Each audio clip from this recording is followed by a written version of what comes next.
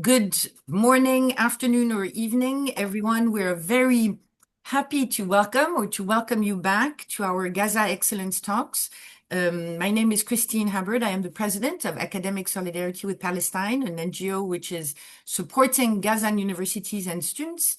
This series of the Gaza Excellence Talks is a series of high-level webinars organized jointly with 4 universities in Gaza: the University of Al-Aqsa, the College of Applied Sciences, UCAS, the University of Palestine, and Gaza University. Today, we're extremely pleased and very honored to be welcoming Judith Butler for a talk. Before the talk, I will let each of our partner universities briefly introduce themselves, starting with Dr. Radwan, who is the Dean of International Relations at Al-Aqsa University. Radwan, the floor is yours. Thank you, Christine, very much. Thank you for your solidarity with the Palestinian people in Gaza and West Bank. First of all, greetings from Gaza, and welcome to everyone joining us from across the world. Good evening, everyone. On the behalf of the Al-Aqsa University, Gaza University, University of Palestine, and UCAS, in partnership with the Academic Solidarity with Palestine, it is my great pleasure to welcome you to this special session of Gaza Excellent Talks. We are deeply grateful to all participants joining us today from different parts of the world. Your presence reflects a shared commitment to knowledge, academic freedom, and international solidarity at a time when higher education institutions in Gaza continue to face extraordinary challenges. The Gaza Excellent Talks initiative brings together Palestinian universities and distinguished scholars, intellectuals, and practitioners from around the world in a collective effort to sustain academic dialogue, intellectual exchange, and international cooperation. In the midst of destruction and disruption, such encounters affirm the enduring power of education, critical inquiry, and the human connection.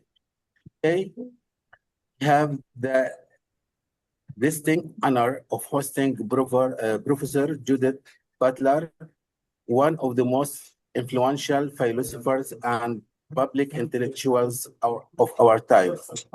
Professor Butler is distinguished professor in the graduate division at the University of California, Berkeley. This work has profoundly shaped contemporary discussions in philosophy, ethics, political theory, critical theory, gender studies, and human rights. Through a remarkable body of scholarship spanning more than 3 decades, Professor Butler has challenged us to think more deeply about vulnerability, violence, stress, interdependence, and the ethical responsibilities we owe one another.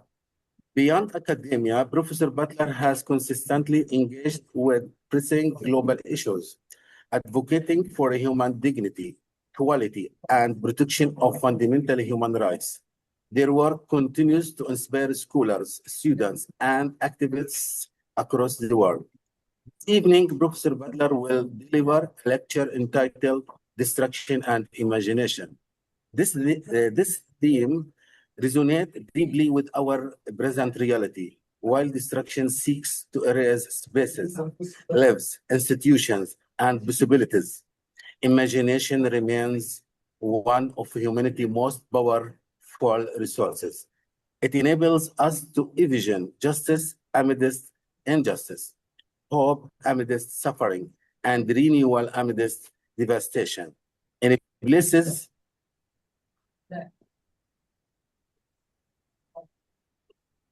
marked by profound loss, imagination becomes not only merely an intellectual exercise, but a vital act of resilience and a pathway toward rebuilding the future.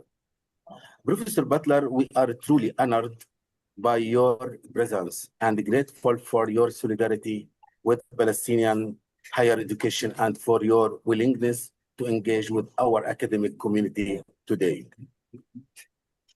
Thank you very much. Thank you so much, dear Radwan. Judith, I think your sound is on, and this is why there might be an echo. So just go on mute. Voilà, I think so. That might be the problem. I will just give the floor to Dr. Hassan Abu Jarab, who is the president of Gaza University. If you want to quickly introduce your university and say a few words of welcome. Hassan. Well, good evening, everybody. Good evening, Christine. Good evening, Dr. Judith Butler. Good evening, our guests. I would like to thank you for giving me this opportunity to share this webinar with you and share my ideas with you. I thank Dr. Radwan Abu Rikbe, who spoke before me, and I thought that I'm here to tell you something about Gaza University and about the status quo of what is happening around us in Gaza, so that in our discussion we will be able to find some practical solutions and pragmatic solutions to the problems in Gaza. We are not here to talk philosophy or we are here to find solutions to problems that are facing our universities. So just to briefly, Gaza University was established in the year 2005 as a private community university with a clear mission, and that is to avoid political interference in its academic programs and student social life. And you know how the situation was in Gaza and how political parties, were trying hard to dominate whatever they can dominate to enlarge their side. We have 4 campuses in Gaza, and the reason we have 4 campuses in Gaza is that the families in Gaza used to be very poor. After Israel withdrew from Gaza in 2005, they placed Gaza in a big siege, and they prevented the Palestinian workers from going back to their work in Israel. Therefore, Gaza has been suffering from poverty since then. And the reason we have 4 campuses, and many of the universities also in Gaza have different campuses, is to make the university near to the students so that they can save more on transportation to pay their fees. We have in Gaza University about 22 bachelor programs, 14 two-year diploma programs, and 5 master's degree programs. And the total student enrollment is 2,600. We have about 239 staff, 45 of whom are administrative staff. We have 64 full-time teaching staff and 130 part-timers. Gaza University is a member of the Association of the Arab University, and it maintains good relations with universities in the region and at the international level. Our most recent collaboration was with KU Leuven University, and we have a program or a project with them that's being implemented now in Gaza to focus on the psychological therapy of students and staff who have been negatively affected by the ongoing war and the psychological traumas they have as a result. Gaza is like other universities in Gaza have been totally destroyed and obliterated, and our estimated loss of destruction in our campuses is estimated at 7,320,000, and we can provide you with all the details of these losses.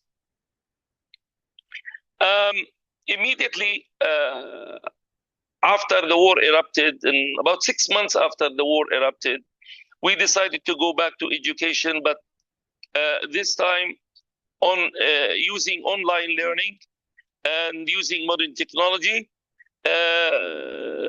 We have been operating online since then, and we have graduated many students who are now trying to take their role in building or rebuilding Gaza. During the first year of the war, and we charged the students almost zero fees, and on the second year we started charging the students 50 Jordanian dinars per semester, for registering 15 credit hours, which is nothing. It's only 10% of what they are supposed to pay. And since you all know that Palestinian universities do not receive any financial assistance from the government or from anybody, so they depend mainly on the tuition and the fees that they collect from students to pay for the running costs and the staff salaries. Now, we currently owe our staff over $1 million in unpaid salaries. Now, all we need to think of in our meetings is how to help the students, get the proper education, how to develop the online education, how to help the universities to make sure that the students do not depend on artificial intelligence in handling their homework and examinations. And we need to find ways to pay for the student fees in order to be able to cover the university running costs and staff salaries. Dr. Hassan, so sorry, Dr. Hassan, but since I would like Judith Butler to start quite soon, and we still need to listen to Asma. I would. Okay. We can continue this discussion. You can. There will be much more time afterwards. So to discuss if you haven't interrupted me, I would have said. Oh, I'm finished now. So, I interrupted at the wrong moment. Okay, no, it's just because I would like us to get going, and we will have plenty of time to discuss it afterwards. It's just that I would like. Okay, no problem. No voilà. problem. So sorry, my sweet Hassan. And I would like now to give, apologies. I would like now to give the floor to Dr. Asma, who represents here, who's the member of the Foreign Affairs Department at UCAS University in Gaza also. So UCAS is also a partner university. Asma, over to you, and apologies again, dear Hassan. Thank you very much, dear Christine. Thank you all for Gaza Excellence Talks, for opening the door for the Palestinians to speak all of the time and raise our voices as a Palestinian. I'm representing the University College of Applied Science. It's one of the prestigious applied universities in Gaza, and it has different branches, one in Gaza and one in Khan Yunis Governorate. And it has another community service and continuing education building located in the center of Gaza. And the University College of Applied Science was established in 1998 to provide technical and vocational education to Palestinian community under the name of College Professional and Applied Science, and its academic institution operating under the supervision of the Ministry of Education and Higher Education. In 2007, it was transformed into the University College of Applied Science, presenting different programs. Before the war, we had more than 9,000 students, more than 700 employees, with more than 30,000 graduates. Keeping mentioning that UCAS was awarded the Palestinian Award for Excellence and Creativity, and it also obtained the ISO International Quality Certificates and is recognized as the first academic institution in Palestine to ensure Erasmus projects. We provide bachelor, diploma, and professional diploma programs And I'm taking you to the journey to our life back before the destruction and the severe war that we had in Gaza, where we had our own laboratories. Again, it's applied technical universities. We rely more on the practical science. And this is the medical hospital. It was obtained inside the university itself. The media center, the technology center.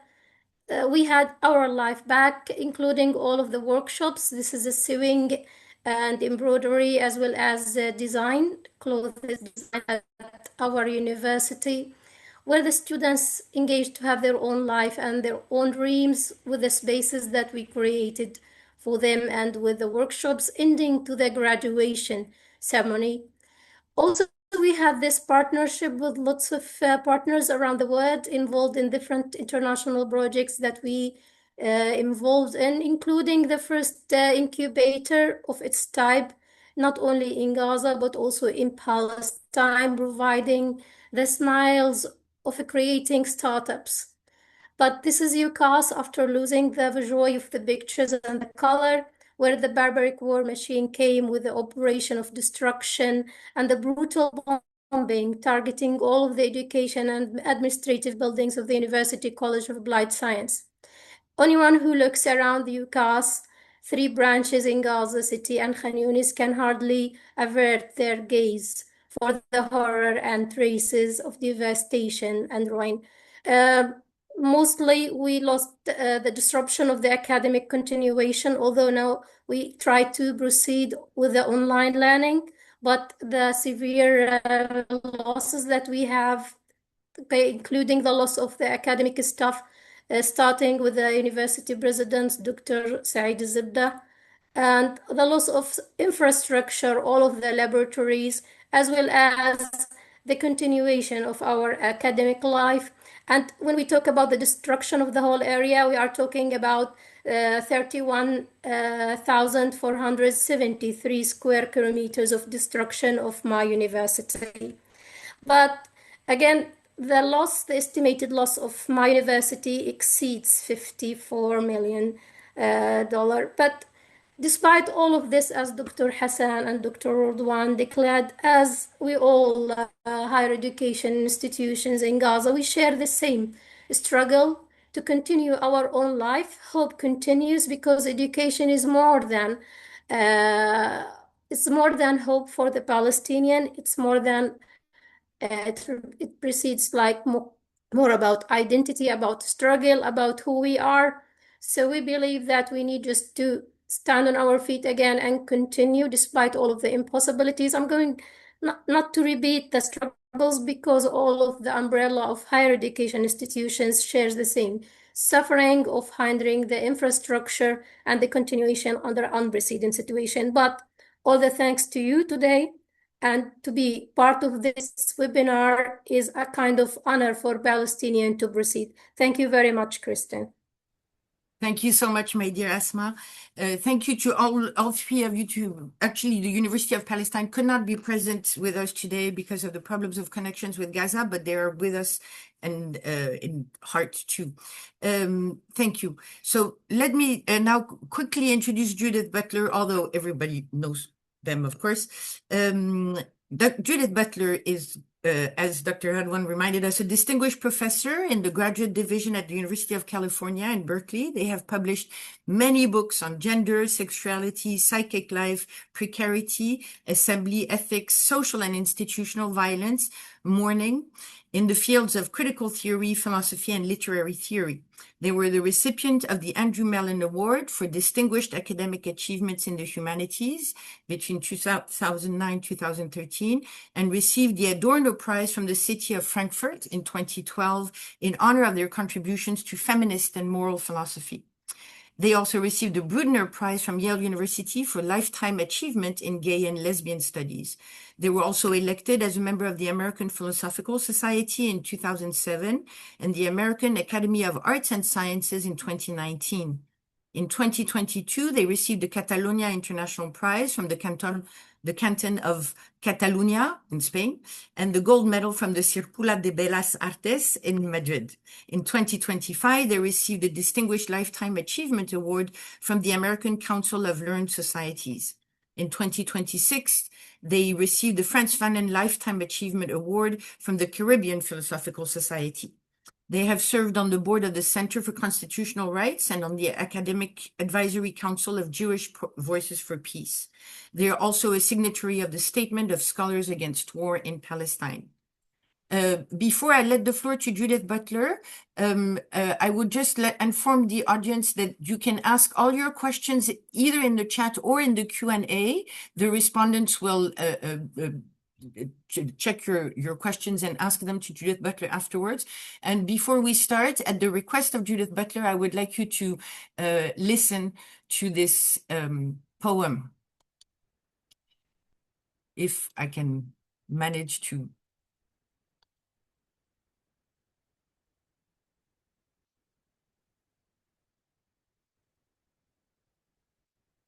I did it earlier, so I should be able to. من هنا أنا من هنا ولست هناك ولست هنا لي اسمان يلتقيان ويفترقان ولي لغتان نسيت بأيهما كنت أحلم لي لغة إنجليزية للكتابة طيعة المفردات ولي لغة من حوار السماء مع القدس فضية النبر لكنها لا تطيع مخيلتي. Thank you very much. Judith Butler, thank you again for accepting to be a speaker to these Gaza Excellence Talks. The floor is now yours. Thank you very much. First, let me say it is a great honor to be here today, that I am hoping that in my remarks today, you will see that I am making the case for a global commitment to the rebuilding of universities and institutions of higher education in Palestine. I believe it is the world's obligation. The world has looked away, or it has been complicit in the destruction of Gaza's higher education system. And so it is the world, it is a global responsibility, one that should claim every country in this world with resources to help rebuild the higher education system in Gaza, and also to respect the long, brilliant, rich intellectual traditions that have been developed there.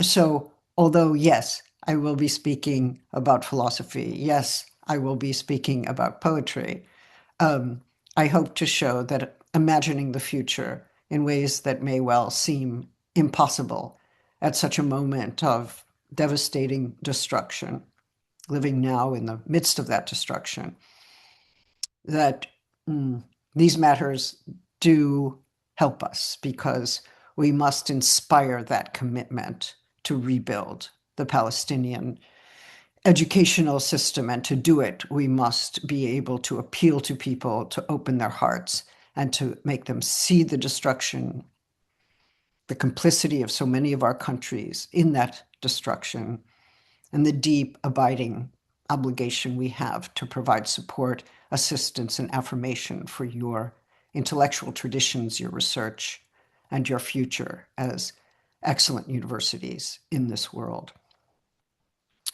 So, what you just heard were the words of Mahmoud Darwish, in which he honors his friend and comrade Edward Said, and that poem is called, in English, Antithesis.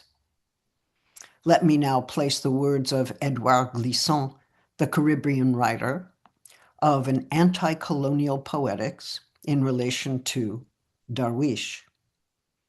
Glissant writes, thinking thought, and this is the most abstract sentence in my talk, so if you can survive this one, you're in good shape. Don't worry.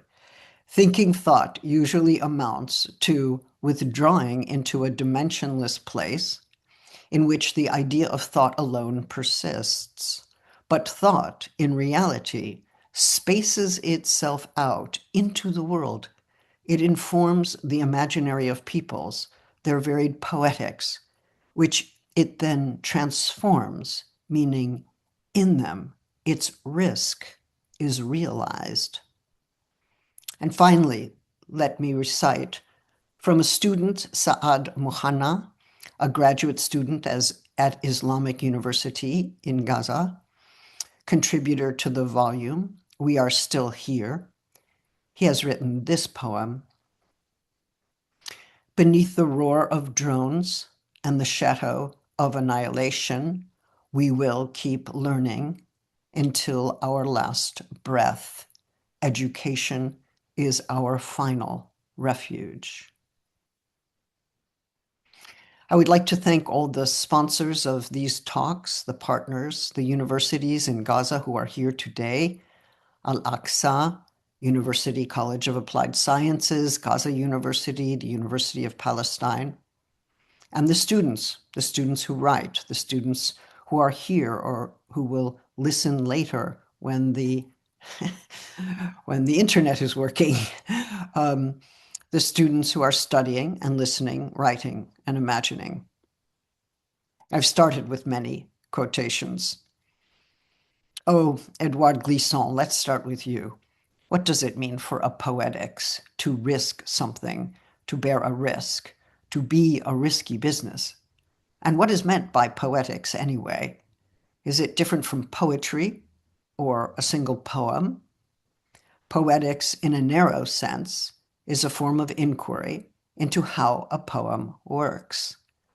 But in a broader sense, poetics can be a way of opening up a possible world or exposing the logic by which the world works or fails to work in order to illuminate possibility or its vanishing. We may think of poems generally as an expression of our subjectivity, and yes, they surely are. But that subjectivity from which the poem emerges is situated in a world. It comes from that world, not just once at birth, but every day. That relation between what we might call interiority and its world is investigated by the poem, and the poem is an inquiry, a mode of thinking. We can consider the poem as an investigation into the world where thought itself is spaced out there to see and know, and where the one who speaks comes from, existing now, or in the perpetual process of trying to exist. Poetics reflects upon how language charts the coordinates of the world, tearing up time and space, tracking its decomposition to compose it anew, including scenes of devastation, persistence, and resistance. The poem can list or name what gives meaning, like the pomegranate or a bowl of food, the slant of light, the gift of shelter. Sudden scenes of playfulness, a book, music, sudden gatherings in grief or strategy. Reciting a poem is itself a gift and a means of affirming a bond, not only with the living, but with the dead. In the midst of destruction, the poem has not yet been destroyed. It is, in fact, in Palestine, multiplying. The poem does something. It makes a call. It demands that people hear. It makes pain and longing known, or at least brings both to the edge of knowability. The poem is a way that language acts, one among many linguistic acts. It also makes something. It forms a new kind of object in the world, circulating and sonorous, singing, or almost singing, defined in part by its transmissibility. The poem is always being given away somebody somewhere will receive these words. The poem gives us the voice of the poet, singular, but at the same time, that voice is densely populated. It is a call of the many to the world, a demand for a new kind of listening. This, a plural petition, the voice of a people, finding, recalling their many voices, forging and confirming a bond. With each transmission of a poem, a bond is forged. Someone somewhere says, "Yes, I have received you," but also, in Palestine, one's closest people. And yet, does anyone know whether or not a poem has been received? We know only that the petition to be received arrives with every poem. What we know is that a poem transmitted from the dead to the living weaves a solidarity between them with its sense and sound. I brought into this conversation Edouard Glissant, a brilliant writer from Martinique, whose political opposition to colonial extraction and violence was bound up with a poetics trying to fathom an existing devastation and another world, a coming world. He insisted that to change the world, to endure, survive, outlive, and stop colonial violence, there must be a different imagining of the world, meaning a different relation to space and to time. Not like a utopia furnished along with a map and a colorful picture of the future, but more like a furtive imagining that informs every step of transformative power, one that in its small actions assumes and demands a truer justice and freedom, a way of understanding interdependency.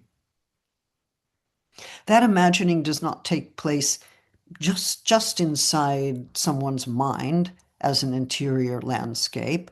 It takes place when an inner life spaces itself out in the world, elaborating a new landscape for the world from and against the lived landscape of continuing devastation. This I, who is often understood as the subjective origin of lyric poetry, is already over there with you, echoing what you say, transformed by the language of others. There is no unpopulated subject, no single I, who is not in some sense already composed of a host of others, living and dead. Glissant speaks about a poetics of relation.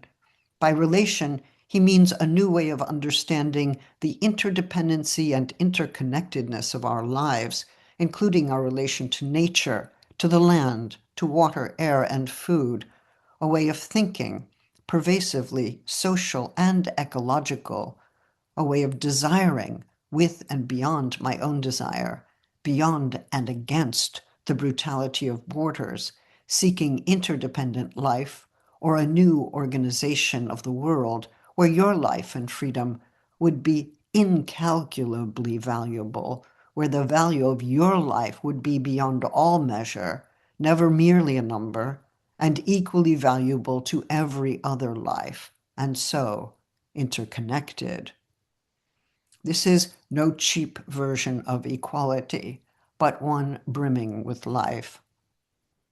Glissant embraced the call for, and I quote, the exultant divergence of humanities, using the plural. He writes, thought of self and thought of other here become obsolete in their duality. This here is the weave, and it weaves no boundaries, end quote. This here, hyphenated, a place in language, and so an impossible place, where the border and boundary have been replaced by the weave or fabric of interdependent life. Impossible thoughts, really, and surely not political programs. We may rightly think we have no time to tarry with the impossible. But what if, as Mahmoud Darwish suggests, conjuring the impossible is what keeps people alive? Throughout his poetry, Mahmoud Darwish charts a set of interrelations in which one's own persistence depends upon the persistence of others, where endeavoring to live one's life is bound to the demand that others exercise that same freedom to live, affirming in the radical singularity of one's own soul ideals of social interdependency. That interdependency does not show up on the demographic maps. A series of metaphors is required even to begin to approach what is felt and meant. The this here or the here there in Darwish's poem are both locations in the making, forms of doubling and antithesis that oppose genocidal fantasies of empire. Each of those have concrete implications for the material organization of the world, its reorganization, as I hope to show.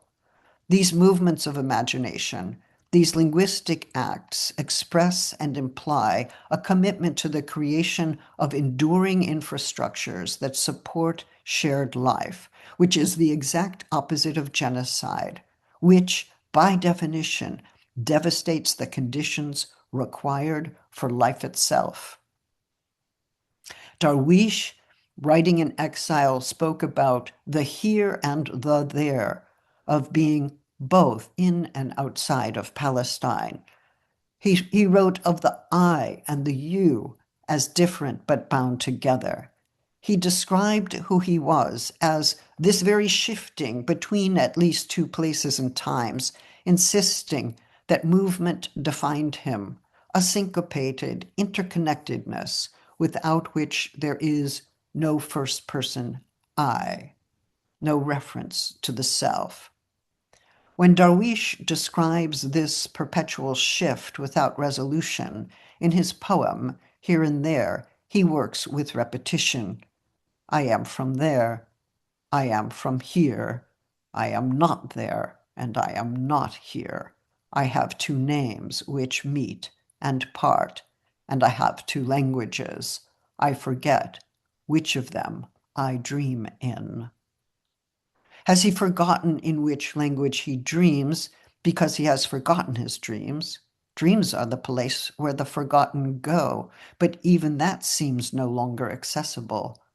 Or has he no need of translation because that is who he is, a translator? That is what he does, the condition of exilic being, longing for return, demanding return as the political and poetic necessity. Those of us who do not know Arabic rely on translation to understand what Palestinian poetry might mean. And so we are inevitably distanced from that more intimate understanding. Hence, our responsibility becomes one of radical humility and persistence. Fadi Judah, the brilliant physician, poet, and translator, warns that Palestinian poetry can be effaced or manipulated or folded into a weak humanism. Okay, we stand forewarned. It is at the border of English and Arabic that the question of Palestinian memory and survival can be approached. Judah maintains, however, that the limit to translating Palestinian interiority is a condition of Palestinian life, the detour and the wound, the grief beyond all grief, where Palestinian interiority veers off from English and from all translation. How then do any of us rely on a translation that invariably mutes or distorts that pain? On the one hand, translation is a necessity, even a condition of life itself. Palestinians living under genocidal conditions rely on translation for legal papers, for documenting atrocities, for getting health care, for communicating to the broader world that the future of life in Palestine depends in part on translators who know how to pass from one language to another, mindful of the lived experience that recedes or falls away, even with the most successful translations.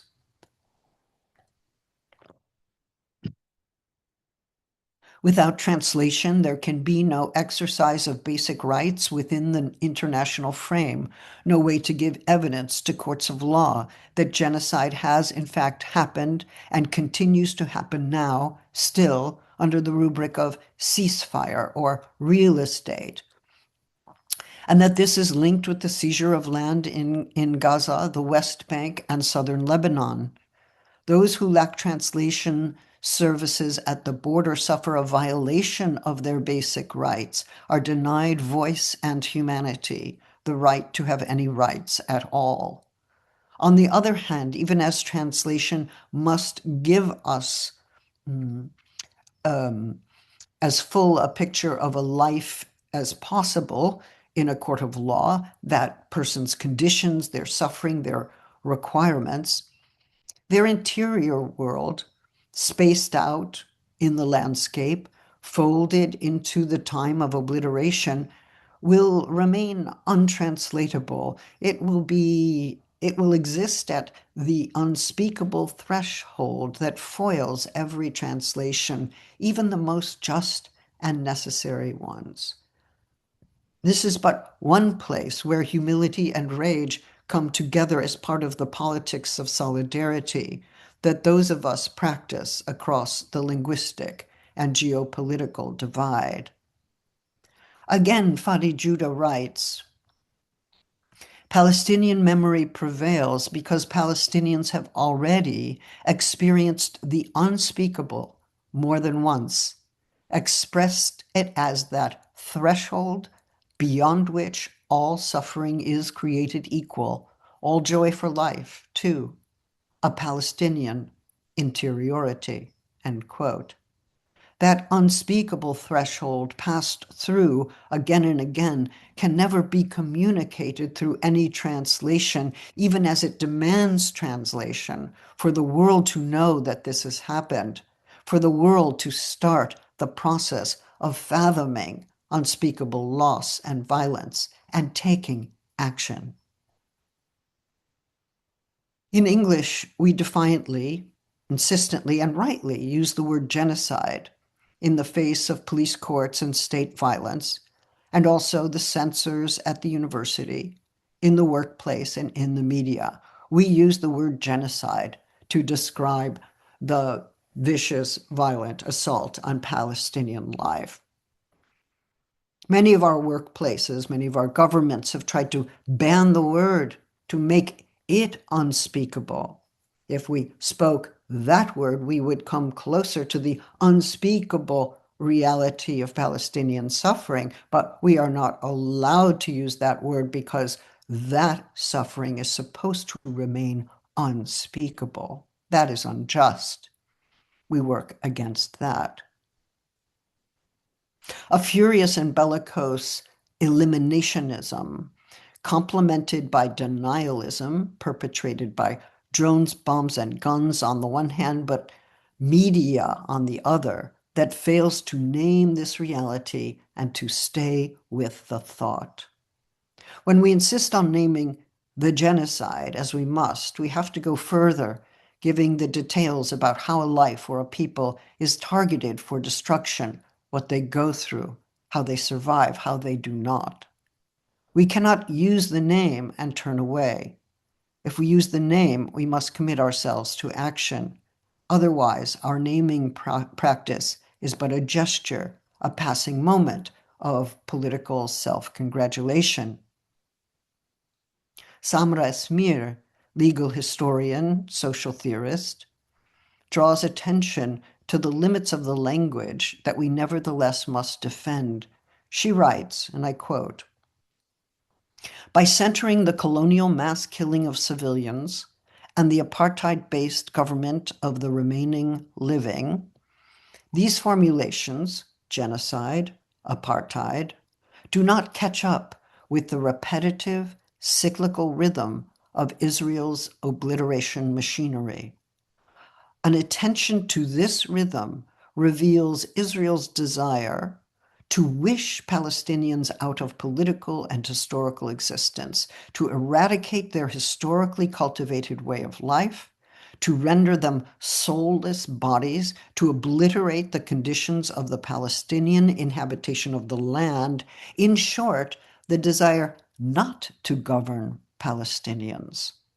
That may sound paradoxical, but consider that if Palestinians were fully to disappear, then there would be neither a just nor an unjust form of governance for them, no second-class citizenship, because they would not exist as a people. No one would be left to govern or to subordinate.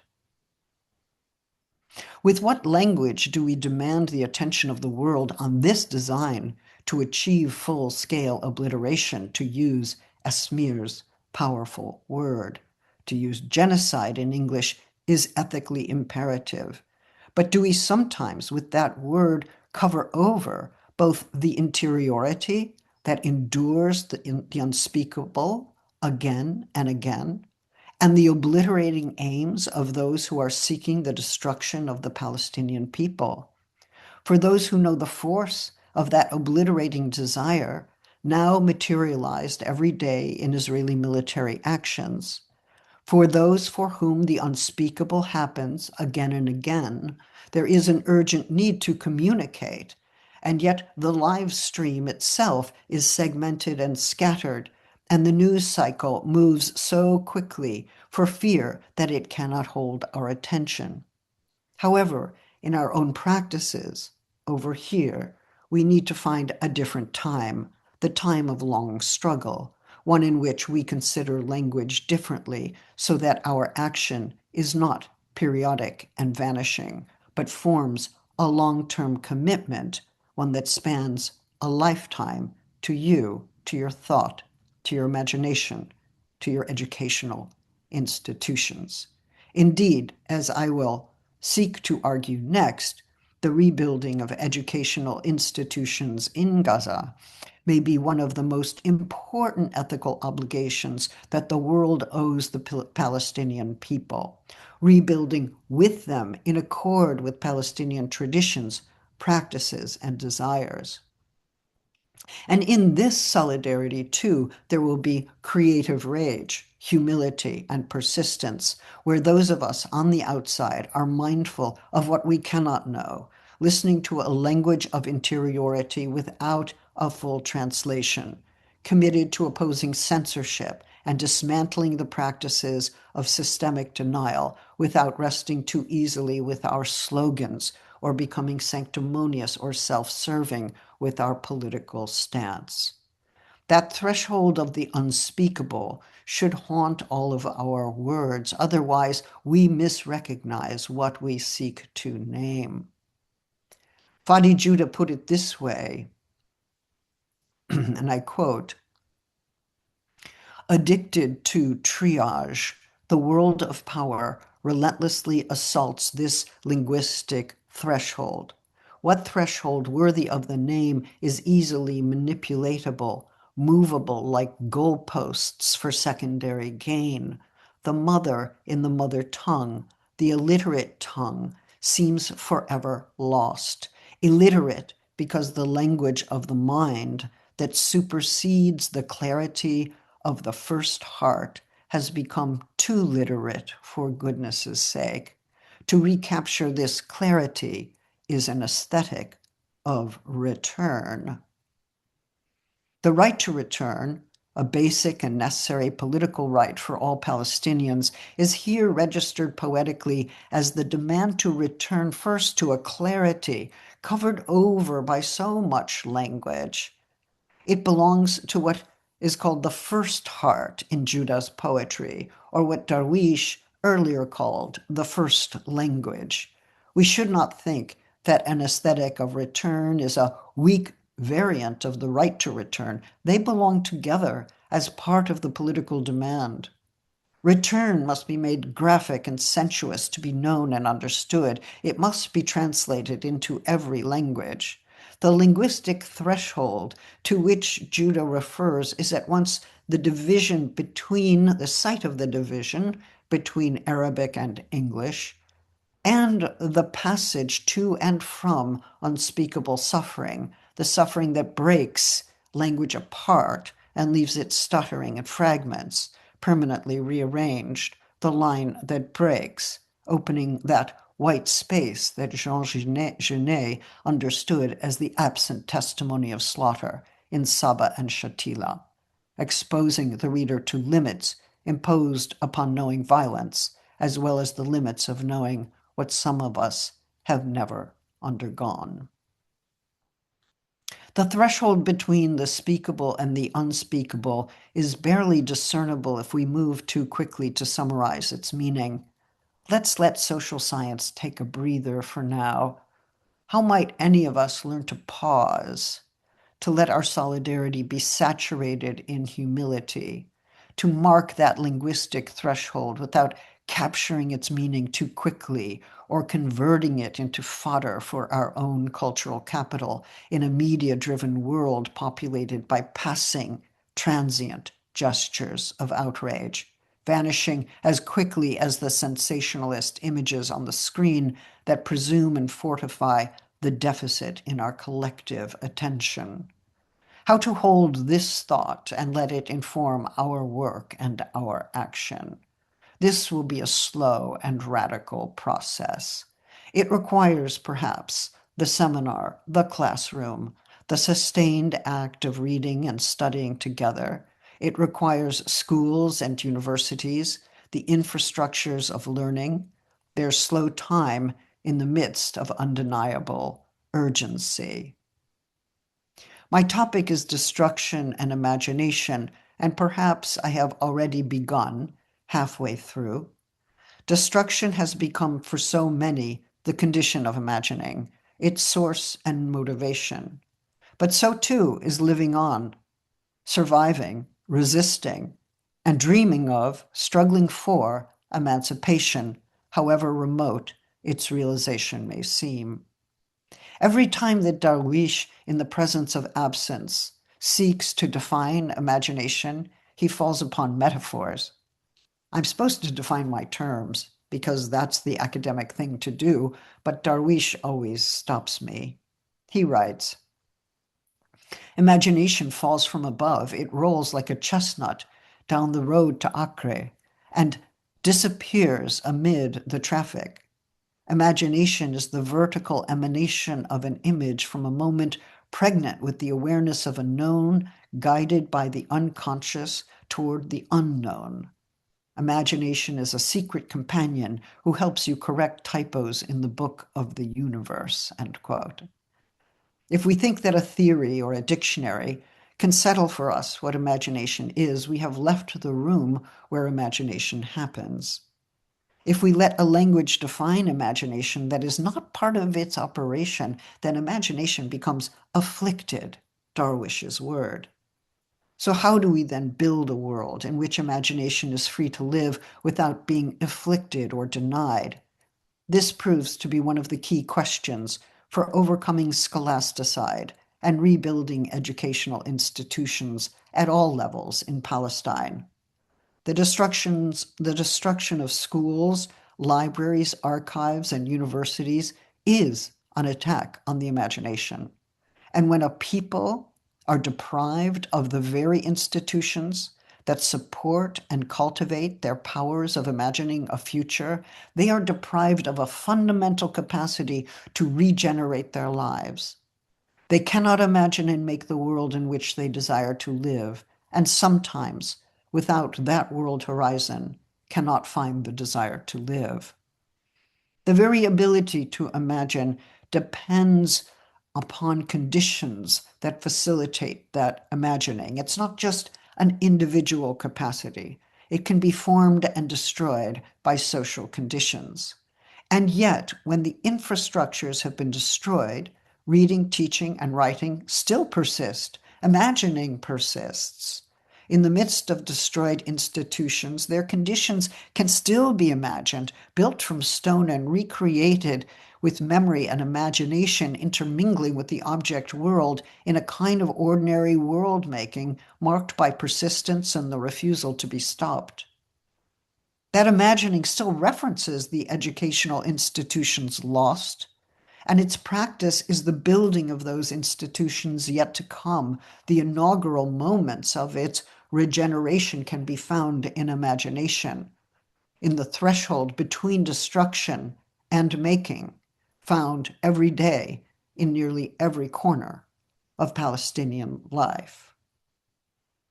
I speak of imagination today in part because imagination is precisely one target of genocide. We know this from the brutal and comprehensive violence that has destroyed every institution of higher education in Palestine. Scholasticide is part of genocide. It belongs to its very definition. So too, by the way, is the systematic denial of genocide by news media, pundits, politicians, and states. That is the continuation of genocide, another way of keeping genocide going. From the point of view of international law, bombing university buildings or all colleges and schools in a given area or that belong to a specific group, national or ethnic group, constitutes scholasticide. The destruction of educational institutions is part of the effort to destroy the life of a people in part or in whole. That is the legal language. As you may know, scholasticide was defined by Professor Carmen Abulsi in 2009, and the Human Rights Council of the United Nations adopted her formulation, concluding that where the human right to education has been violated or fully denied, the future itself has been destroyed. And I quote, "When schools are destroyed, so too are hopes and dreams. Without education, that very sense of futurity is damaged." Now, Bulsi puts it this way 14 years before the genocidal assaults on Gaza. The systematic destruction, I quote, of Palestinian education by Israel counters a tradition of Palestinian learning and education that assumed critical importance in an occupied society in which freedom of thought posits possibilities, opens horizons in the context of the apartheid wall, the shackling checkpoints, and the choking prisons. And now we can add the torture prisons, the obliteration of homes and hospitals, the assassinations of doctors and children, the systematic imposition of hunger, and the senseless death of friends, families, and neighbors.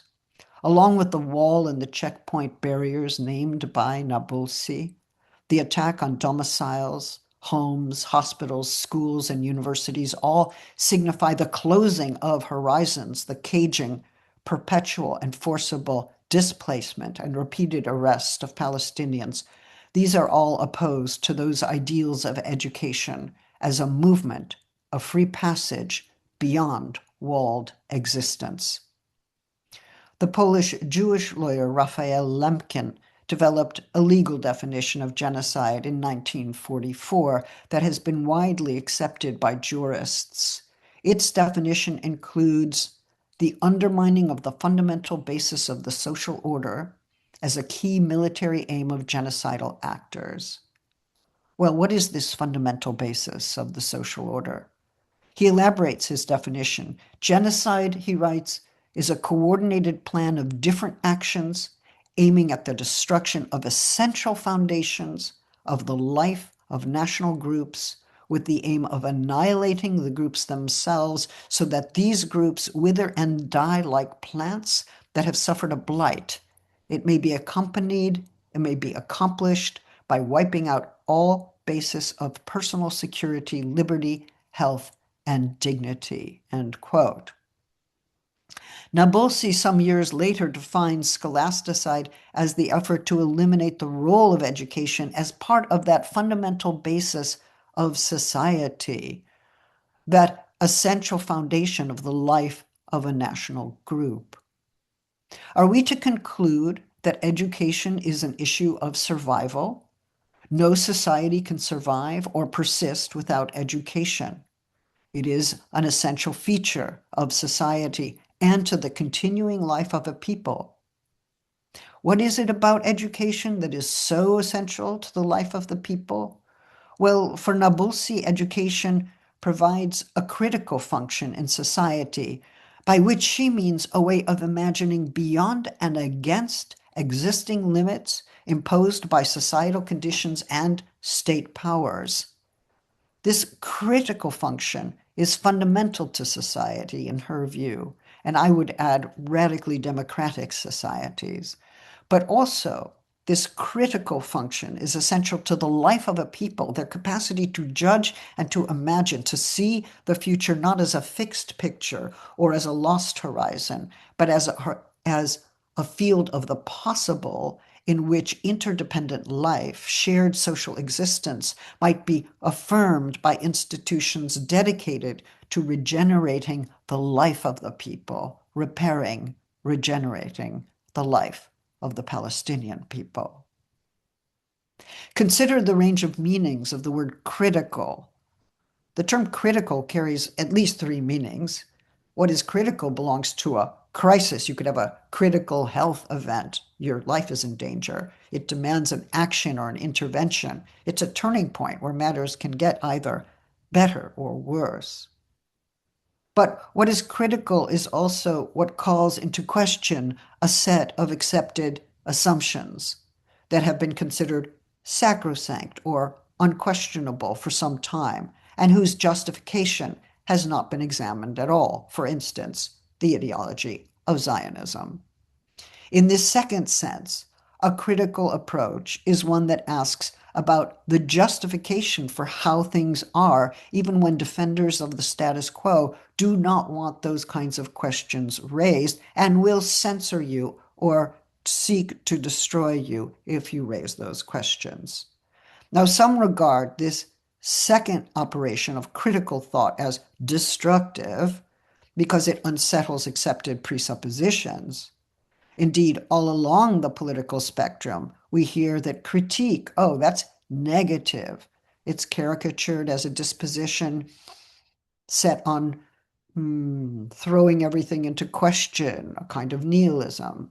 But if one is living under apartheid or a state based on racism and racial violence, if one is living under genocidal and colonial conditions, or if one is the target of an obliterative fantasy of armed forces strengthened by major world powers, then it makes sense to say no, to be negative, to seek to dismantle the oppressive state, to demand freedom, justice, and return to lands dispossessed and reparations for lives destroyed.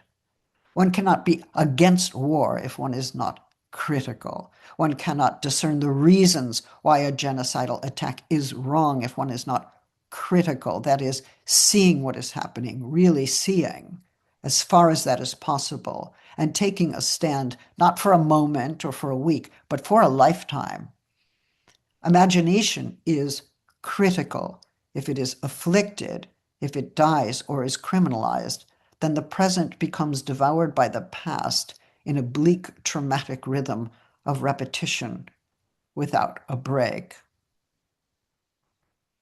For Carmen Nabulsi, as well as the Brazilian feminist Denise Ferreira da Silva, what is equally critical, urgent, thoughtful, potentially transformative is the imagination itself. Da Silva talks about the importance of imagination to take us beyond the enclosures of modern thought. And again, in relation to art, she writes, I find that something else happens when this critical spirit, what she calls criticality, comes through creative work, when the imagination pursues the ends of critique. We may have to release the artwork from the grips of understanding, the mental faculty to which critical judgment is attributed in the history of philosophy, and allow it to follow the imagination. And when she speaks about we, she makes clear that we have to do this together, not just as individuals, but as artists, critics, and audiences who collaborate together. The critical powers of the human mind are found not in a form of conceptualization divorced from imagination. On the contrary, Something is released from bondage when imagination becomes critical, when it becomes the critical faculty. Like Darwish's warning that imagination will become afflicted if subordinated to the conceptual and lexical demands for a fixed definition. Ferreira da Silva and Nabulsi both point to the critical function of futurity, the need, the existential need to imagine a future as an action that releases possibilities from the enclosures of siege, incarceration, and occupation. And by re-functioning the very meaning of the wall so that it might one day connect learning spaces and creative work rather than imposing partition, immobility, starvation, destitution, and incarceration. Imagination is a critical function, for without imagination, critical thought cannot survive, and neither can the people who must imagine in order to live. What is imagined is not a fixed picture, a blueprint for the future, a dazzling image of the world that will magically emerge after liberation, although, yes, after liberation, we will dance and dance. Do not doubt that. And yet, a smaller liberation is at hand in the work of imagination that takes place where there is the freedom to consider what world one wants to make together, even when one feels one does not have that power. When one starts to make that world by offering food and shelter, by gathering to grieve and celebrate, and to strategize, and to make art from found objects and poems from the words pounding in one's head. When the life of imagination is attacked, so too is the future, and both are linked with this broader eliminationist strategy that we resist, that we abhor. Imagining the future is not the same as imagining a fixed sense of what the world will be, but rather savoring the unknown as the life-affirming field of the possible within which world-making takes place. That sense of futurity includes, yes, completely unrealistic commitments to ideals such as radical justice, freedom and equality, food and education, medical support, and education for all. But none of us should qualify those commitments, no matter how unrealistic they may seem.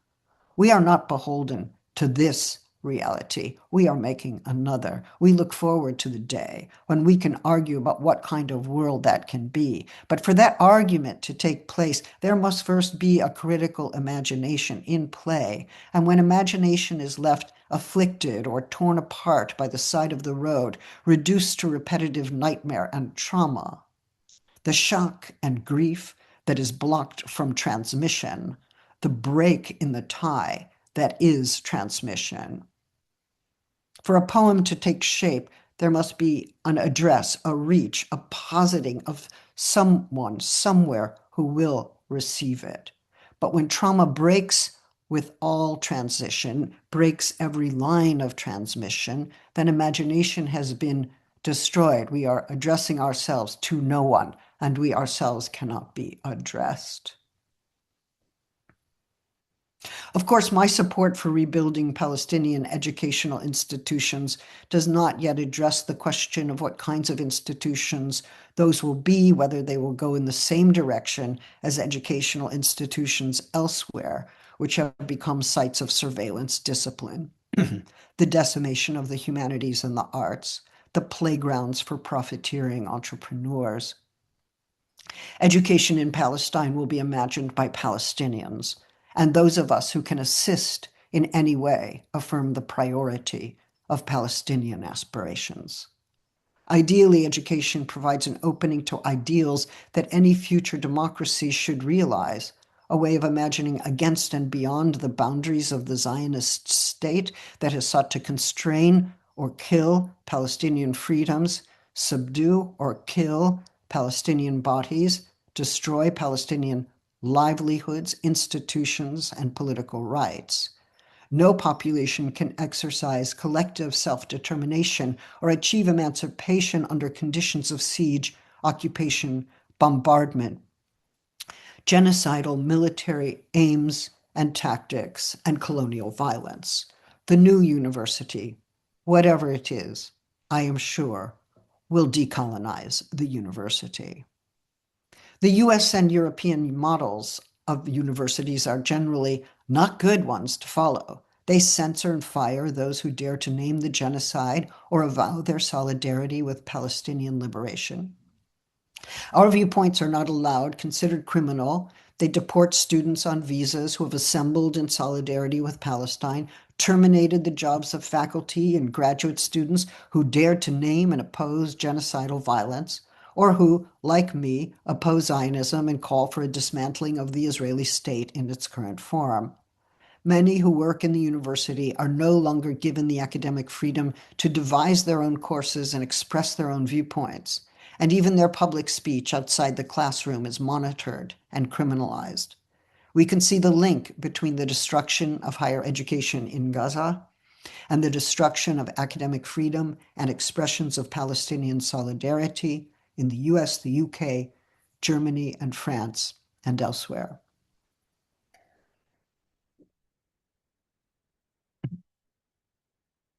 Academic freedom has been accepted as a key protection, a key freedom in universities against intervening state powers. Faculty were supposed to be able to conduct research, design teaching in universities governed by the ideal of free and open inquiry. Free and open inquiry. States can't tell you what to do. Religious institutions can't tell you what to do. Universities are supposed to be autonomous places where researchers, faculty are entitled to engage in free and open inquiry without censorship, without intervention. What is this freedom and openness that defines the university in its ideal sense and is supposed to be protected against external manipulation and control? Well, in my view, it is imagination that is implied by free and open inquiry. You cannot have a free and open inquiry without imagination. Imagination is what makes an inquiry open. Imagination is what makes an inquiry free. Without imagination, without that critical experimentation with the possible, inquiry is not open. It knows in advance what it will find. It defends against positions that threaten its fixity. Educational institutions ideally offer the space and time for a critical and experimental imaginative practice, what we might understand as a freedom of the mind essential to the life of a people. It is the task of education to safeguard that space-time of experimental imagining where new coordinates for the world can be found.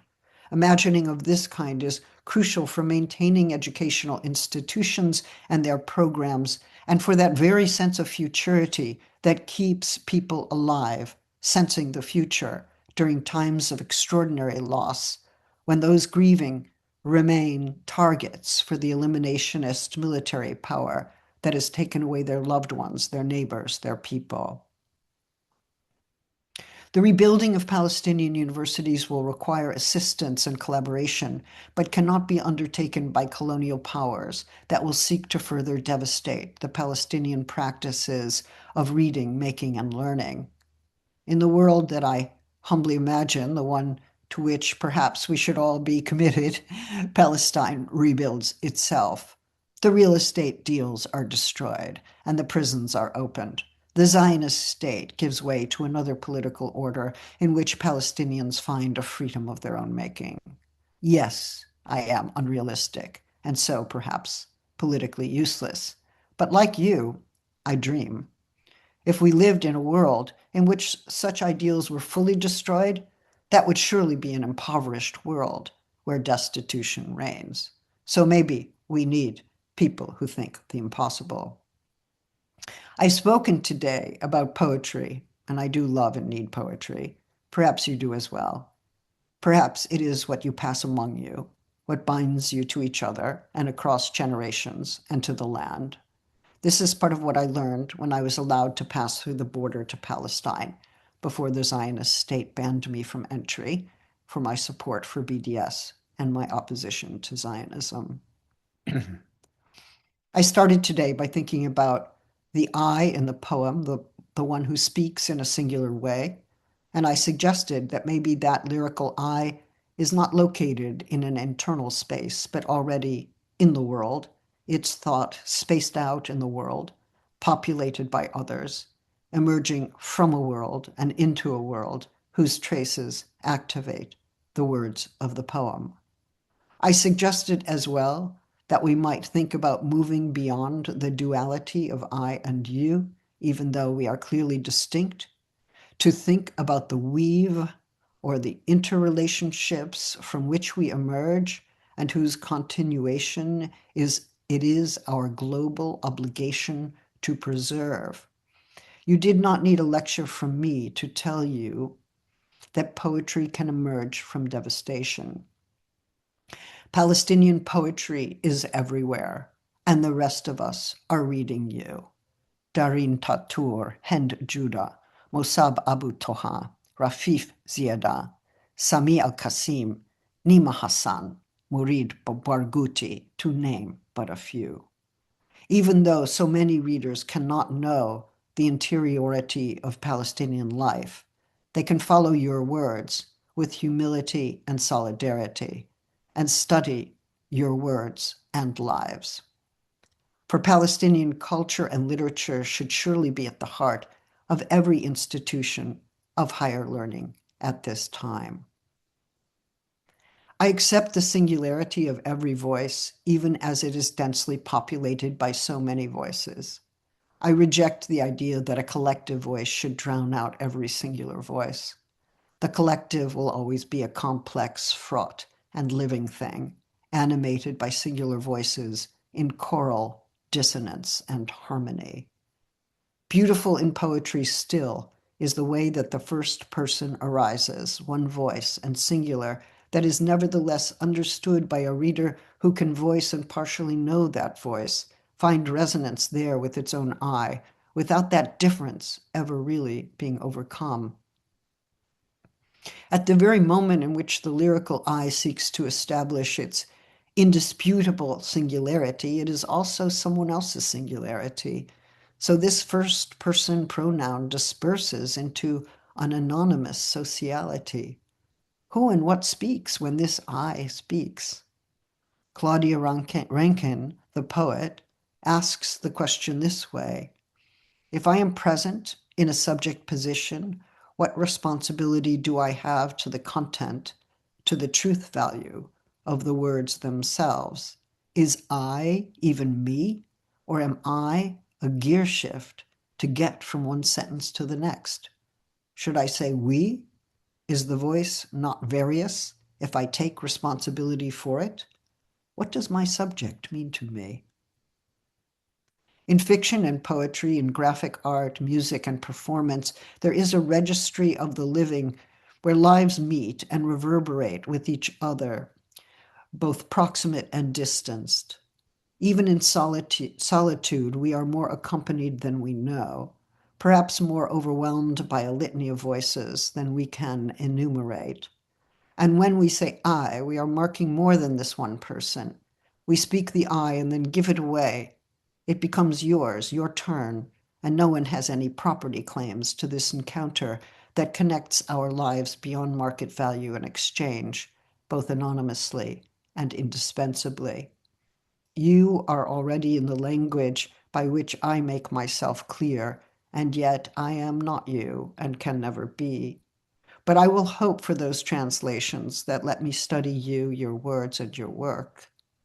As we call for the rebuilding of Palestinian educational institutions as a paramount global obligation, let us make Palestine into an educational urgency for all of our schools so that the complex humanity that we are together might come to be known and affirmed, and so that responsibility for the powers that have sought Palestinian destruction might be forever stopped and held to account. Many of us teach language and translation, literary form and technique. But what if, in doing this, we are developing together a poetics for the living, a technique for persisting, a form of sumud that defies and defeats genocide in all of its forms? So often in a literature class, we open a novel or start to read a poem, and the first question is, where are we? Or who's speaking? In other words, we begin with a curious disorientation, which then allows us to reimagine a world anew. That is but the first moment of a revolutionary change. This reality here and now does not define reality. Disorientation is crucial, not as a permanent situation, but as a point of departure for imagining otherwise, imagining a liberated world into existence. The poetics of life, the techniques for living that emerge from our collaborating worlds give us the value of language and life in their vital intersection as something that happens in relations. The poetics of relation for our time must be one of unrelenting solidarity. In reading every poem from Palestine, we over here can hear the question, who is there? A public cry and a political demand. Where are we and who do we become when we read? And who is speaking, existing? And to what ends are we willing to go to make sure that people know that they are heard? Even without walls and floors, education continues every time students gather and write and read and recite to one another what they know. Let us not praise this as resilience or transcendence. Since some students are not there and never will be, they are lost to us irreversibly. Not everyone bounces back. But for those who are alive enough to persist in education, there may be a way of imagining those floors and walls into being beyond the prison and border, to hold and release a free, open, and critical imagination that belongs to the future life of the Palestinian people and the making of their world. Thank you. Thank you so much, dear Judith, for this very powerful, intellectually, philosophically, and perhaps above all, morally and politically, for this politically powerful talk. I kept receiving messages saying, "Well, why don't we elect her as president?" Actually, I'm a little bit at a loss of words because it's an incredibly important talk, especially for all of our Palestinian colleagues who are here with us, and for us in Academic Solidarity with Palestine, for whom your words resonate deeply.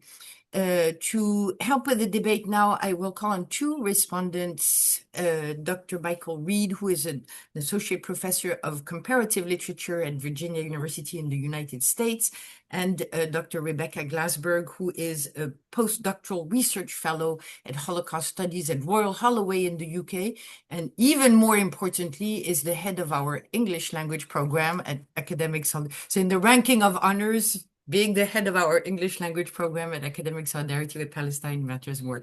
So for all the attendees, please, if you have questions to Judith Butler, please write them either in the chat or in the Q&A.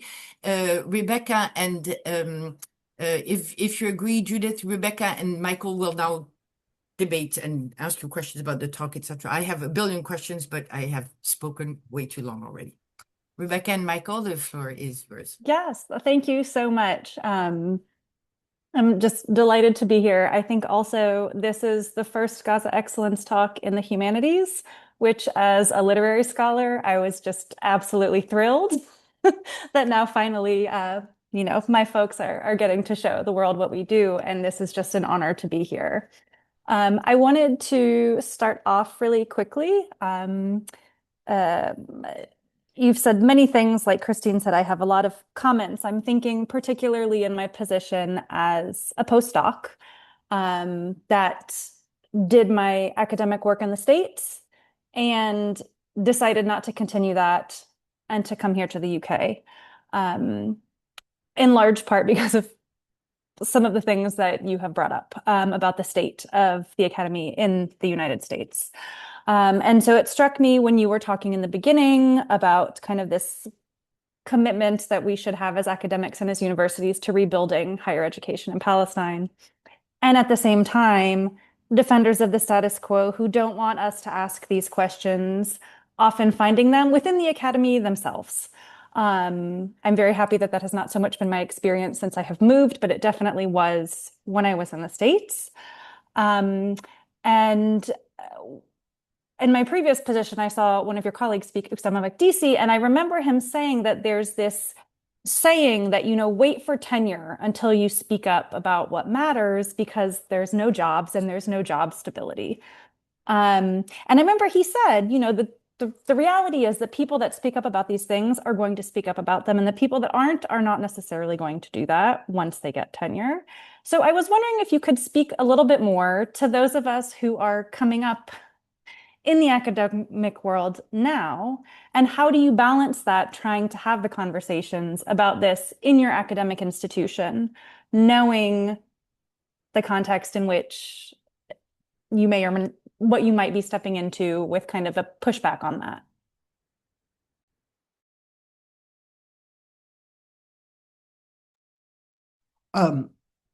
Well,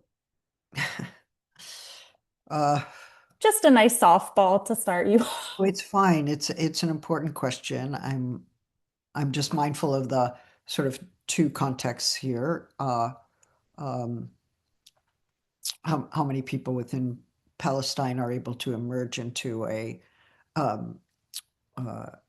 academic career at all under these conditions? And there are, and those of us who live in the US or the UK, or certainly in Germany, and also now in France and elsewhere, do stand a good chance of being censored or losing our jobs, or even losing tenured positions, as we've recently seen. So I think we take the risks that we must take at any point in our lives, even if that means that we go on a different track. Because to censor yourself in the face of genocide because of career aspirations is to wreck your soul.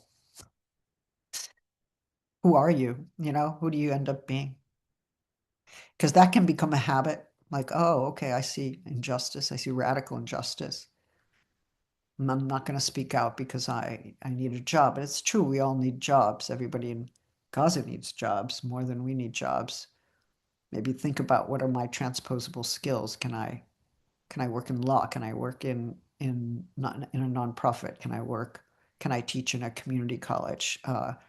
Where can I do volunteer work? What are the other possibilities for me? But tenure is not safety. There's no safety in the US university anymore for anyone at any stage. I happen to be retired, so it's hard to get to me, but you know, it's true, the government can get to me if it really wants to.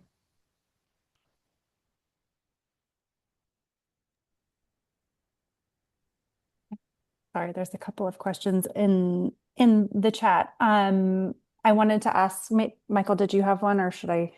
Yeah, I do have one, and then there are some indeed, you know, very good questions in the chat. You know, it's an honor to speak with you, Professor Butler, and this question is, I guess, like a lot of them, I'm trying to do justice to the moment, but I was struck by, you know, the opening invocation of antithesis and elegy, and I guess this question gets at issues of scale. You know, it's not just an elegy, of course, but it's an elegy to Said, somebody who, you know, I mean, survives thanks to not only his genius and the fact that, and here I'm thinking of Auden's, you know, elegy to Freud, we still very much exist in a climate that he has created, right? That his survival is both personally registered in this poem, personally registered because, like Freud, he, you know, founds an entire field of study. And so I don't know, I guess I'm just thinking of, if this is coherent, of representations of death in the traditions that I know, which is, from Homer on. I'm thinking of the simile of the leaf that we get in the Iliad, how that's transformed by Virgil and made slightly more personal by Virgil, and then in Dante, it becomes precisely individualized so that each leaf is attached to a proper name. And then, there are, of course, further transformations. But I'm thinking of Soldate by Ungaretti, where the leaves in the machinations of warfare in the First World War, become almost Homeric again, right? There's a kind of anonymity to death. So, I'm really, I guess, interested in whether we need a trace of individuality, even if it's fictive, even if, as you say, the I is multiple, to make such suffering countable, recognizable, or able to be understood imaginatively. I guess that's kind of my question. Yeah. Thank you. Of course, there's always what you call a trace of individuality, and must be. I think I was using the notion of the singular voice, and maybe also drawing on Fred Moten's work on singularity to some degree. But it's also interesting to me that, in Darwish as well, there are so many references to the landscape of Palestine, to the land itself, to the specificity of that land, to the sparrow, to the pomegranate, to the rock, that the elegy requires that, because part of what is, there's the loss of Said, his friend. There is the loss that is exile itself, that he, at least in part, shared with Said. And then there's the what and the who is lost. And it's at that point where the relationship between land and people is so deep that the lifeblood of the people is the olive tree and the landscape and the and all that has been taken. So the death of the person and the dispossession of land are metaphorically intertwined in a way that I think is enormously significant for understanding the dimensions of grief that we're trying to fathom here. Great, thank you. I'd like to follow up with a question that came to me when you were speaking about imagination. And this also, there's a question in the audience, I'm kind of combining it with one of mine, that one of the things that I've noticed about the students that we work with, and then also in working with the volunteers who work with those students, that even given everything, we still have to have the imagination of what is going to happen when. So we have incredible students who are accepted to universities in multiple countries, and then we'll run into things like they can, the exam that we can give them access to prove their English capabilities might be accepted by the university or not, but then it's not necessarily accepted by the country to which they're applying. And yet, in the face of that, we just keep going. And so kind of, one of the things I've always, is it hope? Is it optimism? Is it imagination of what could happen when? And someone in the comments wrote, your treatment of imagination and futurity relates to Jonathan Lear's idea of radical hope. So I was wondering if you could speak to the kind of this nebulous cloud of ideas I have just given you. Yeah. Well, first of all, yes, Jonathan Lear radical hope. I think there probably is some connection. I think my framework is a bit more political than his, if I may say. He was a valued interlocutor to me for many years, and I'm sorry we have lost him. I think, there's a form of persistence that can seem utterly absurd. You just keep knocking your head against the same wall, and you don't get anywhere. But then these are social institutions, and they can change, they can break, they can be redone. And I think it's worth studying, like, what is the norm of English that various countries are now imposing? Where is it strict? Where is it less strict?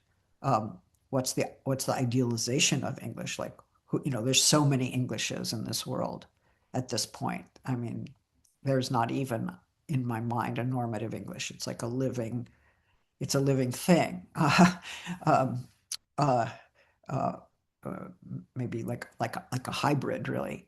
So, what are the political actions that can be taken around the politics of English that could affect those norms and those tests and the criteria that is used? I mean, where's the contestation of that? I don't think we should be Beckett-like, like, oh, this is just the absurdity of the world or the recalcitrance of the world, and there's nothing we can do about it. I don't believe that's right.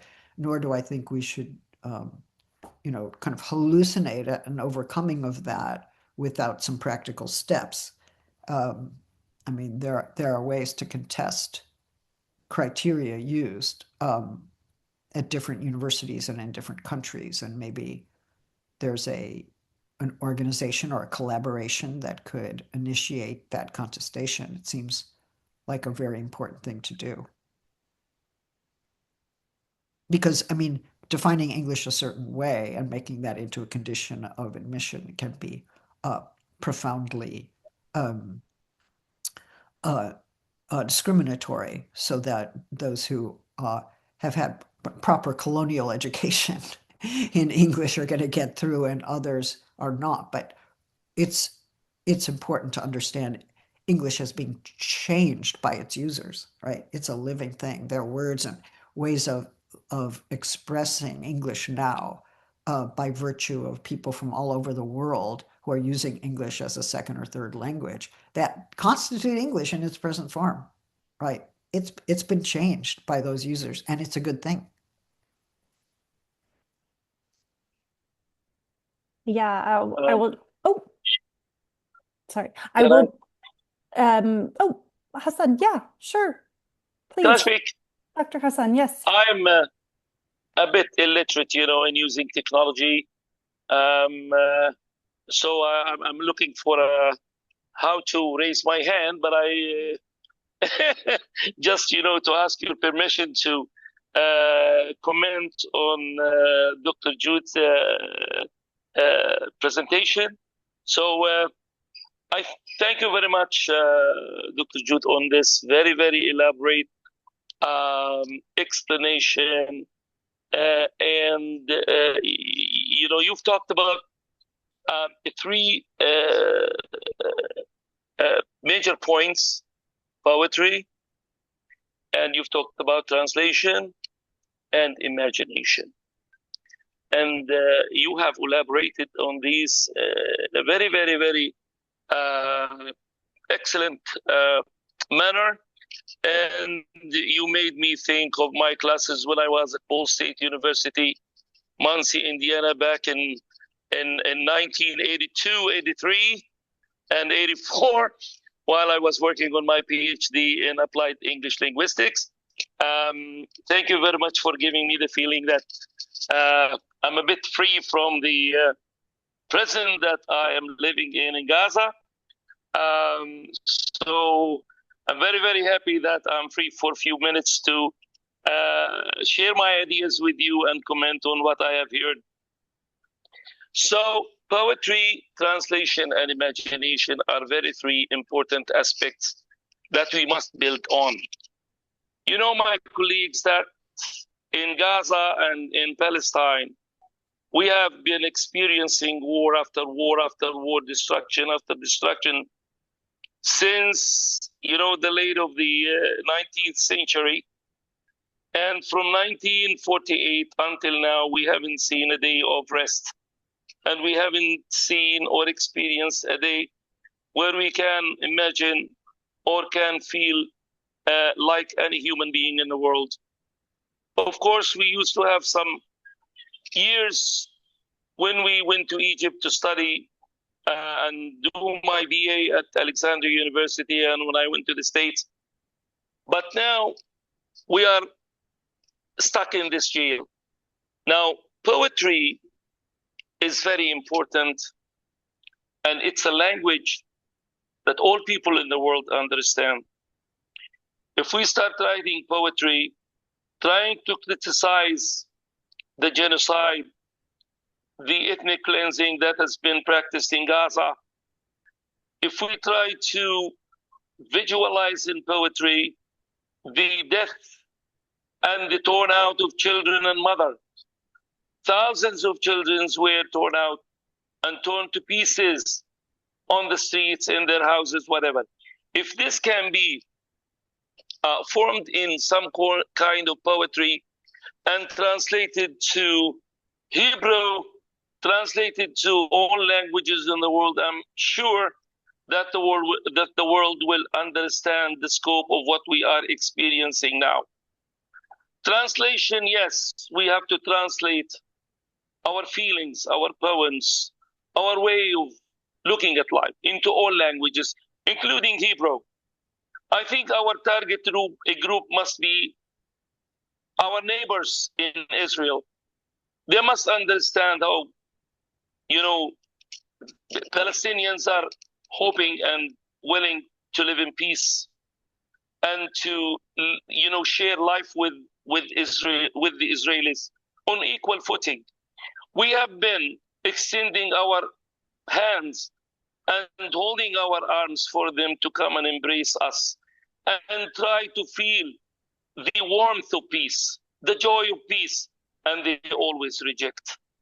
They always reject, unfortunately. So our poems, our feelings must be translated into their language so that they can understand our position and how much are we willing to live in peace with them and share this land that has been given to us by our grandfather Abraham. They have to know that they are the sons of Isaac and we are the sons of Ismail. And that our grandfather gave us a will, told us not to fight with one another, just to write poems, change them into songs, dance together, live together, enjoy what I have bestowed on you on this holy land. But unfortunately, I don't know how politics, how Zionism, how radical Islam came into this beautiful cup and start sharing it in all kinds of directions. And the result is here, a lot of killing, a lot of hatred, a lot of blood. Now, sorry, Dr. Hassan, sorry, I don't mean to be rude, but I would like to give Dr. Judith time to respond to some of the points you've brought up, if that's acceptable. It's okay. If it's okay, I'd like him to finish his thought here. I think that's really important. Yeah. Please finish your thought. Go ahead. I'm not going to. I was going to talk about imagination, my last point, but and tie it into our situation. So, Dr. Judith, how can we imagine and practice imagination when we are put inside this very dark cell with no prospects for the future? The horizons are locked. We are put in a closed cell, dark cell. How can we imagine? Our imagination is one day the door of this cell must be open. And when? So, to me, it's good to imagine if something gets into the cell to give us some seeds to grow inside the cell, or to give us something to build on inside the cell. We are waiting for that. And the Palestinians, believe me, are very intelligent, very hardworking. Wherever we went, my dear friend, we were the top students. I was personally, the top student at Alexandria University. And they placed my photo in the daily newspaper that I am the top student. We, the Palestinians, are intelligent. We have all the seeds to grow and to make a real change in the world. But we need you to stand with us, taking into your consideration that we don't want you to risk your future or risk your jobs by supporting us. Do it very intelligently, creatively, and let us throw the stones from the backyard of our opponent. Just take his stones and throw them onto his table so that he will understand his reality and we may see some light at the end of this tunnel. Thank you. I do think, thank you, first of all, for all your words. And let me just say that I don't underestimate the hopeless condition or the closing of those horizons. I understand as far as I can what you say. And there are two things I want to say in response. One of them has to do with radical global support for Palestine, which is increasing, and which is not always awake because of the news cycle, etc. But more and more people are understanding what's happening there and appalled by it and taking political stands and putting pressure on politicians or joining organizations that are in solidarity with Palestine.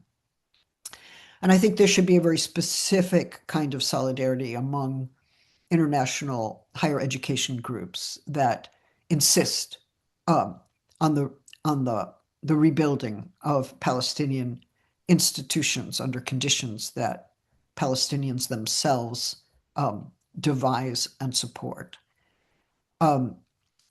So I think that there are broad coalitions, broad solidarity networks, and shifts in the EU and shifts in the US voting public. We are seeing shifts globally around this topic, on this issue, that do give me some hope. But they need to be stronger solidarities, and they need to have concrete political plans for isolating the state of Israel through boycott, divestment, and sanctions, holding it accountable for its criminal actions in an international court that has legitimacy. I think nothing less than full accountability from the Israeli state will change matters there. So that pressure is huge, and the support for that is huge, and more people are questioning the state of Israel and its horrific forms of self-justification for committing genocide, and they're also understanding it precisely as genocide. So there is movement, but there's also, as I understand it, from what I see from Palestine and what I read, there are also forms of hope that happen. I don't know if I call them hope or imagination. Maybe you have a different word.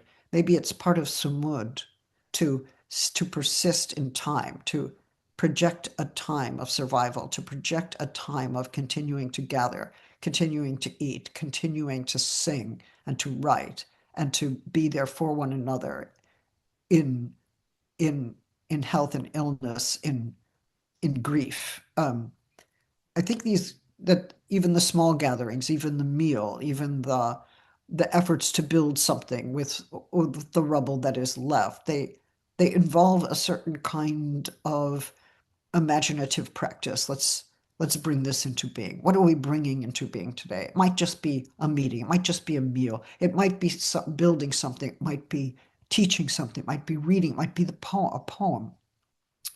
They seem minor. They seem local. But these kinds of acts of solicitude and support that I see from afar in Palestinian communities are in some odd way hopeful. Something about Palestine, its food, its ways of loving, its ways of living is being created and recreated in spite of that devastation and in the face of it. So these forms of world making can be very small. And they can also be very large when we rethink the geopolitics of power. But we need to be working on all those levels. And if there's any way groups like this can be supportive of educational efforts, I can become more part of that, or my colleagues can become a greater part of that in a useful way, then I think we should do that, because education, it requires imagination, but it also gives it. And wherever it can happen, it must happen.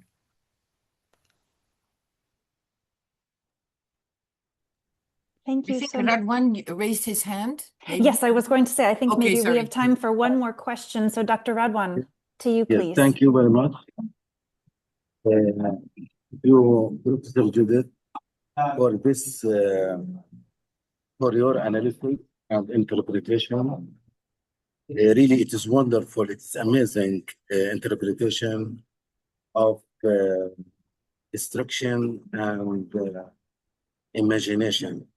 And really today I learned new thoughts from your talks.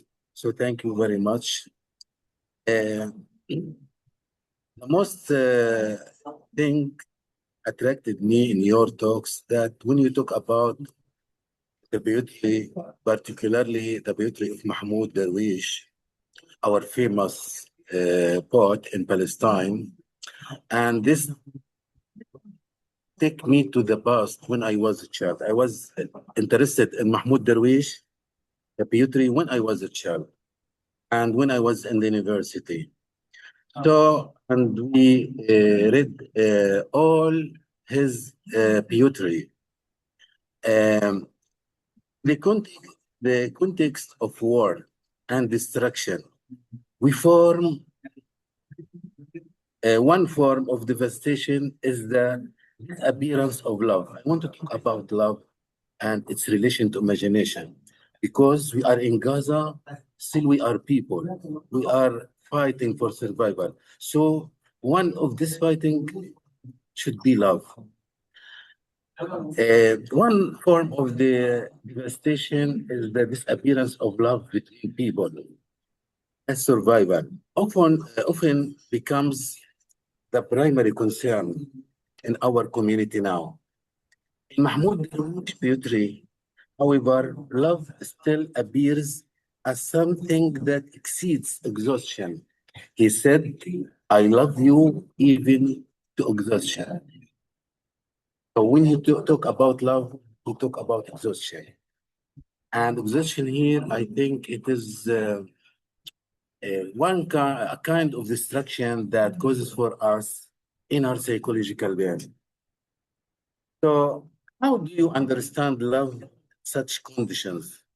It still exists or function as an imaginative force when survival dominates human relations in times of violence and war? Is there a connection between love and imagination as a force in our life in this war? Destruction for us means everything. Loss, destroying buildings, destroying universities, destroying roads, killing people, everything, starvation. So I think love between people in this war is disappeared because everyone looked for his survival. Every family look for her for its survival, and every institution look for its survival. So we are living a very difficult situation now. So this is what I need an answer for it. Is there a connection between how can use love as imagination force or imaginatory force? Thank you.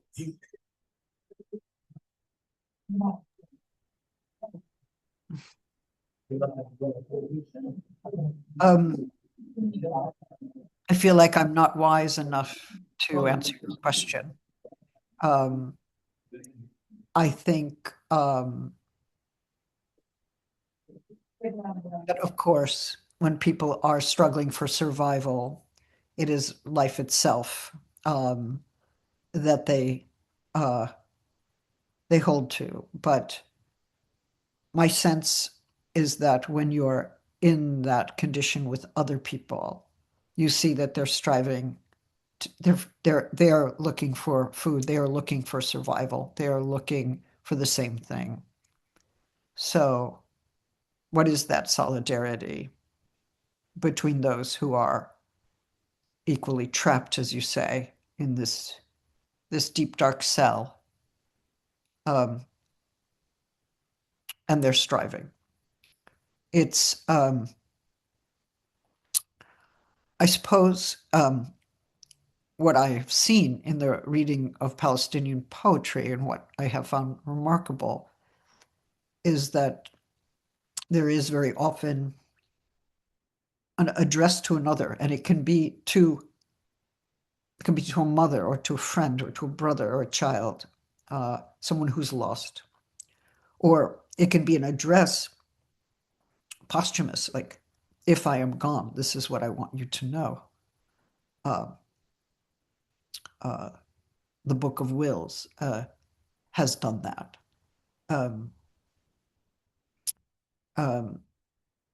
But this address that I'm finding in these poems is it's a reaching for another. I want you to know me. I want you to hold my story. I want to have existed for you, for someone.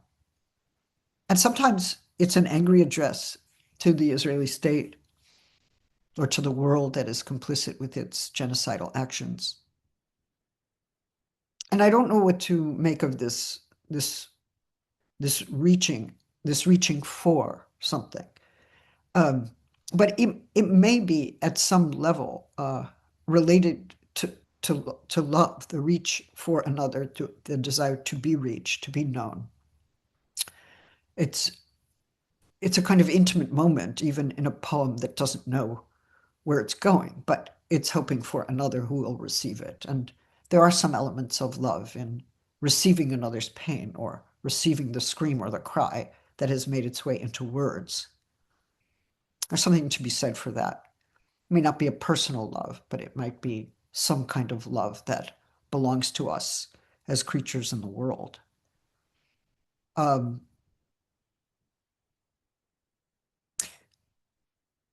I think there's a form of despair that can kill the capacity to love and can kill the capacity to imagine.